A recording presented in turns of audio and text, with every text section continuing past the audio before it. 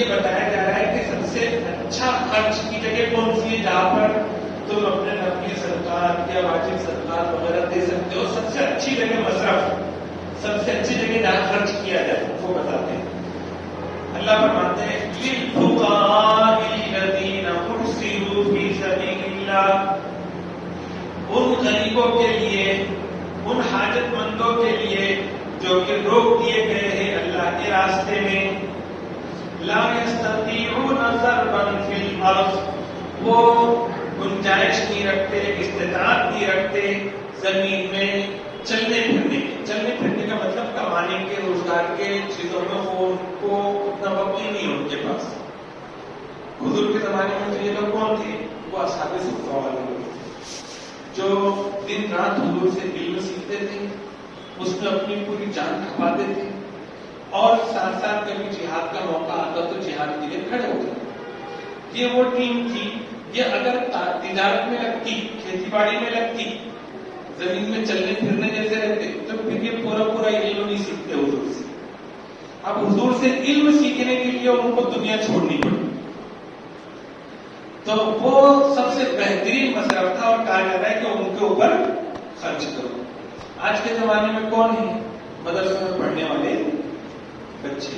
دین کی خدمت میں جس نے اپنے آپ کو مشغول کر دیا، اور دین کی خدمت میں مشغول ہونے کی وجہ سے وہ دنیا نہیں کما سکتے، وہ تمہارے زکات کے، صدقات کے تمہارے سب سے زیادہ مستحق لوگ ہیں اور بہترین لوگ ہیں تمہارے، وہاں تم کو زیادہ ثواب ملے گا. ان کی خوبیاں کیا کیا ہے؟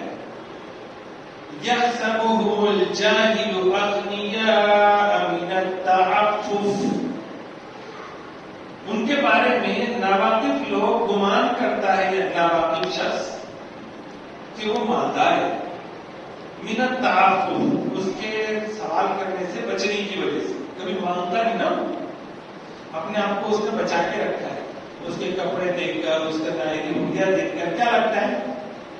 نہیں، ان کو تو بہت نوازا اللہ نے، بہت ہے ان کے پاس. ناواقف شخص ایسا کہتا ہے ان کے بارے میں. کیوں؟ کیونکہ وہ اداکاری نہیں کرتے، بھیک مانگتے نہیں پھرتے.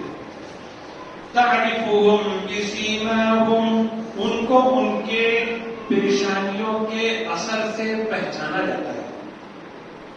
ان کو جو پہچانتے ہیں نا تو کیا پہچانتے؟ آج انہوں نے پیٹ بھر کے کھایا ہے، بہت اچھے سے رہتے، دوسرے دن نہیں ہے پیٹ بھر، ان کا چہرہ ایک دم اترا ہوا ہے، چہرے کو دیکھنا تو لگا کہ ان کے پاس پاتا ہے. انہوں نے خود سے زبان سے نہیں کہا، نہ سوال کرنے کے لیے آئے. لوگوں کو لگتا ہے کہ یہ محتاج نہیں، لیکن کبھی کبھار ایسا بھی ہوتا ہے کہ ان کو دیکھ کر اندازہ ہوتا ہے کہ یہ ضرورت مند ہے، ظاہری چیزوں. اسی سے مسئلہ معلوم ہوا کہ ظاہری علامتیں دیکھ کر بھی فیصلہ کیا جا سکتا ہے کہ یہ کیا ہے اور یہ کیا نہیں ہے. تو یہاں پر کہا گیا ہے کہ ان کو اس طرح سے پہچانا جاتا ہے. لا يسألون الناس الحافا، ان کی خوبی یہ بھی ہے کہ وہ نہیں مانگتے ہیں لوگوں سے چمٹ کر، الحافاً چمٹ کر.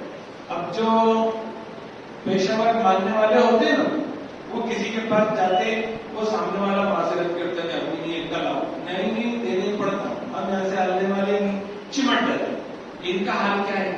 یہ تو ایک تو مانگنے کو جاتے ہیں، اب مانگنے نہیں جاتے. کبھی کبھار بہت سخت مجبوری آ جاتی ہے تو کسی کے سامنے تقاضا رکھتے ہیں تو وہ تھوڑے اچھے انداز میں رکھتے، اور پھر سامنے والے نے معذرت کر لیا تو وہاں سے چلے جاتے، وہ لپٹتے نہیں.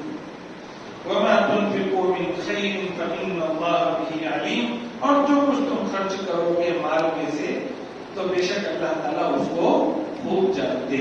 آخری آیت میں بتایا گیا کہ کیسے لوگوں پر زیادہ اپنی توجہ رکھنی چاہیے خرچ کے سلسلے.